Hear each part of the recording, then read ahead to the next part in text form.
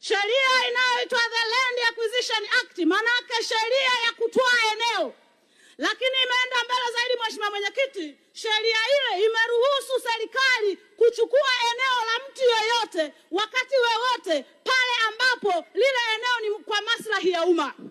Lakini sheria hiyo, Mheshimiwa Mwenyekiti, imeenda mbali zaidi, subject to compensation. Huruhusiwi kuchukua eneo la mtu, uwe serikali uwe mtu binafsi, hata kama ni kwa mradi wa serikali, kama hujalipa fidia. Lakini sisi kama serikali tumegeuza kwamba kwa sababu mradi ni wa serikali, na mmeenda mbele zaidi, mnadanganya wananchi kwamba ardhi ni mali ya serikali. Aliyewaambia ardhi ni mali ya serikali nani? The law is too clear.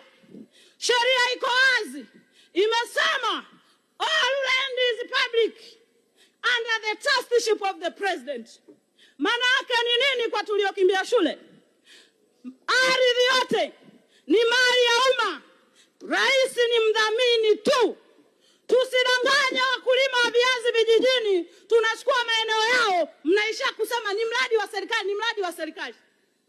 Tulipe fidia pale tunapopitisha miradi ya serikali.